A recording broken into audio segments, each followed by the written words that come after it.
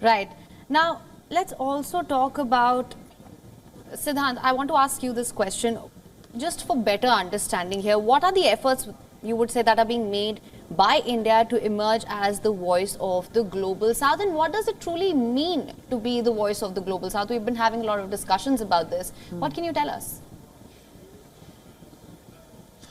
Well, first, let me answer your second question. What does it mean to be voice of the global South? Well, this idea emerged, this is an old idea, but it has re-emerged at a time of the great divide between West and the East, primarily Russia and China. And at the heart of it is the Ukraine conflict. Now, the ongoing conflict might be geographically far from Delhi or Indonesia or many African countries, but it has an economic impact in terms of food, fuel, and the prices of commodity as well, including fertilizers. Now, at this time, we know that within the shrill of the noise between Russia and West, the voice of the South has lost, or their voices are not being heard at global forums. Remember, UNSC is not a representative forum. There is not one African country at the United Nations Security Council.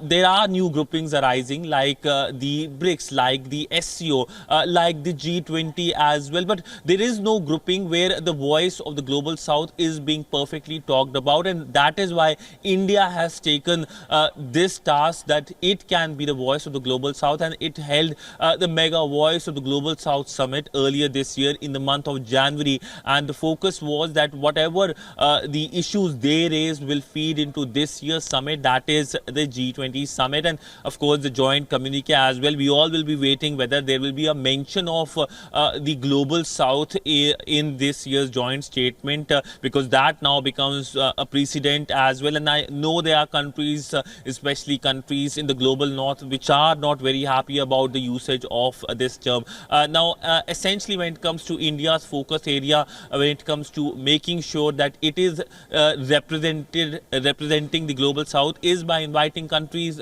of the global South like Nigeria, like Egypt, like Mauritius, like Bangladesh during this year's proceeding.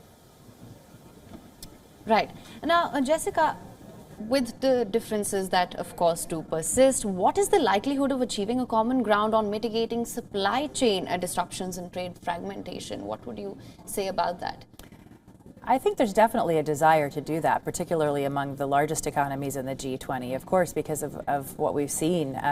You know, how many extra days did you have to wait for things that you ordered during the pandemic? We all saw how interconnected we are. So I do think there really is a global movement to do that. And India has presented itself as part of the solution and as an alternative, for example, to some of the Chinese-reliant supply chains.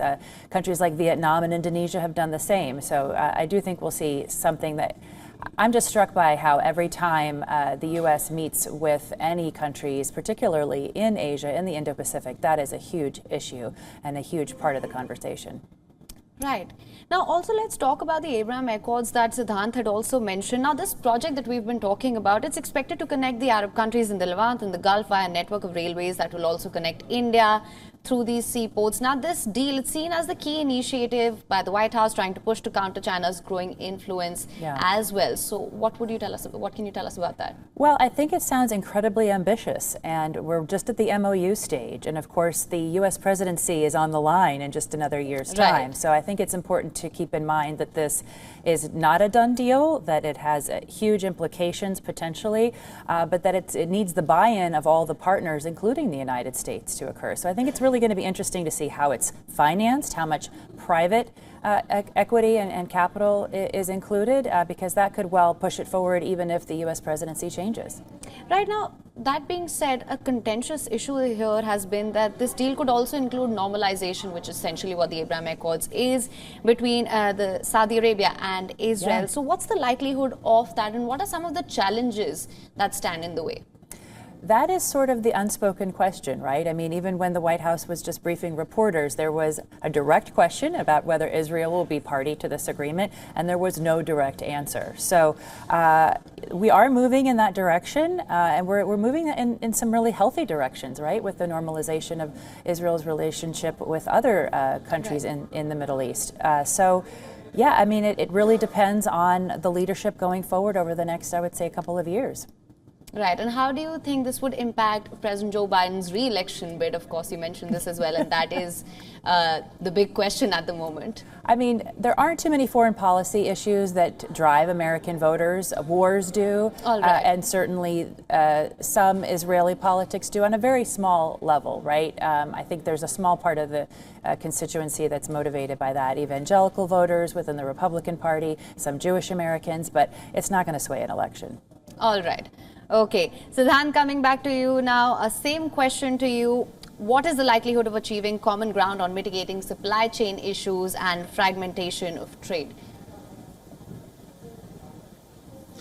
Well, if you look at the governance structure of the G20, there are usually no agreements. What they are joint communiques, and communiques are vision documents that these set of countries, 20 most powerful economies, agree that there needs to be a different supply chains. And there is a general awareness that yes, supply chains should not be dependent on one specific country. And we saw during the COVID crisis how dependency on the Chinese was something that impacted many countries in the region. How the countries take a different view in terms of forming a consensus will be a difficult process, but yes, it is an ongoing process, as we saw in several issues as well. I'll give you an example as to how conversations take place in G20. For example, the issue of black money. Many countries, especially countries from the global south, were really angry. I would say that the black money issue is driving out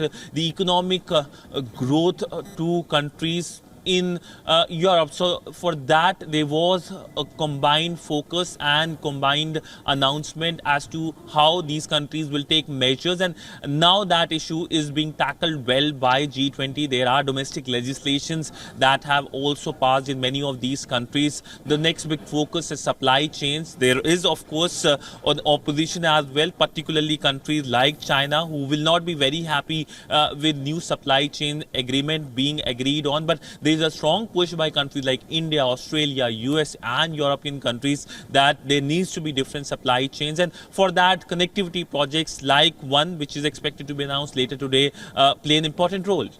Right. Now, Siddhant, we also saw Canadian Prime Minister Justin Trudeau has arrived at the Bharat Mandapam, the summit venue, being greeted by Prime Minister Narendra Modi. Talk to us a little bit about India-Canada ties as well. Well, India-Canada relationship is positive and it's negative both at the same time, and that is perhaps because of the Khalistani extremism issue, which has been a thorn in the flesh in many ways in terms of the relationship.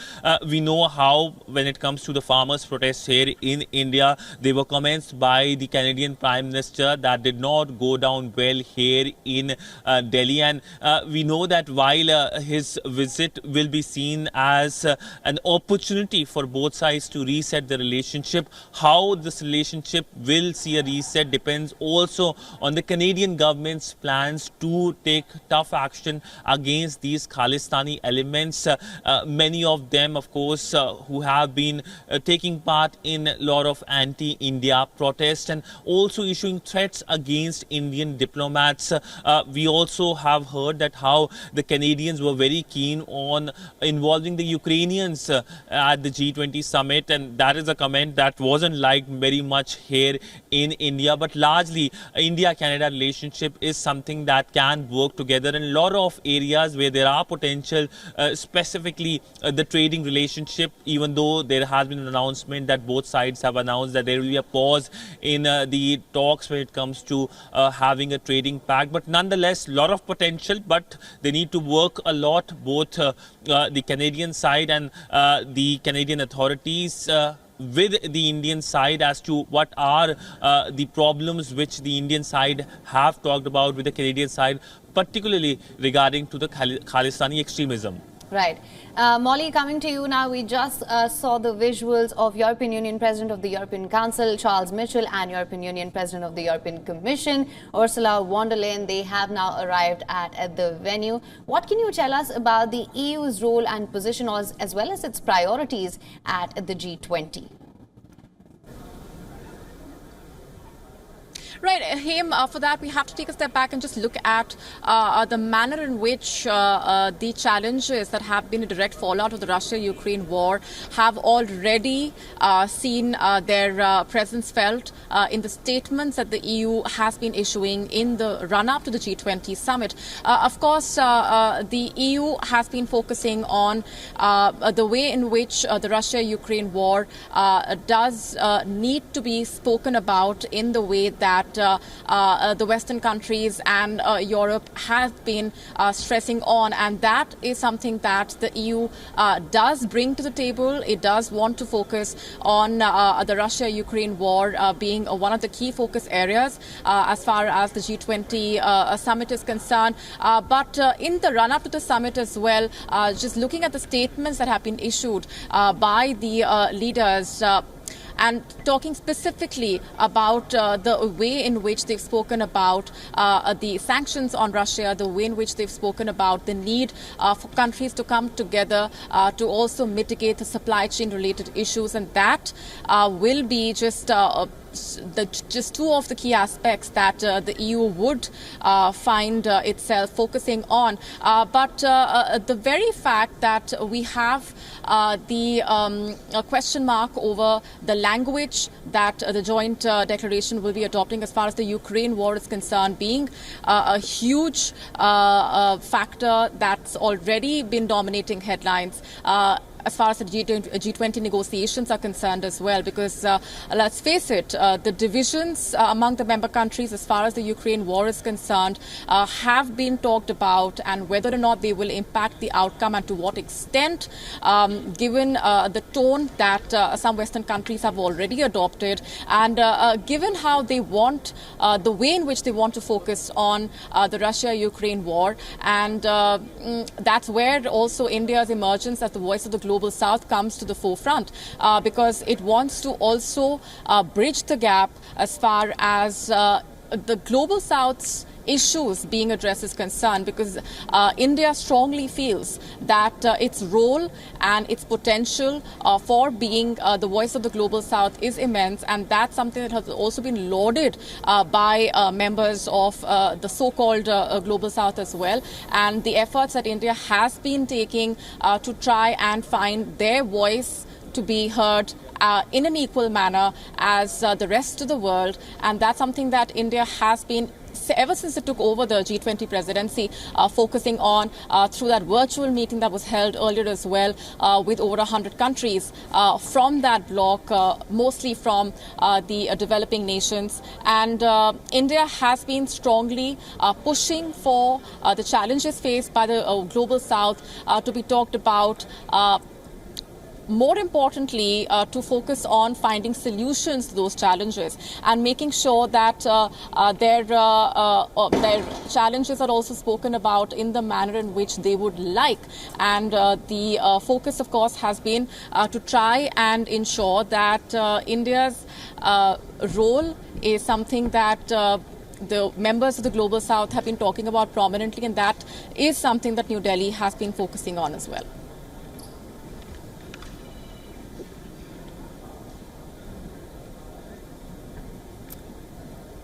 Molly, we've talked a lot about economic ties, of course, in this conversation, but I'm curious about some of your observations on the defense side. That's not something India is certainly talking a lot about,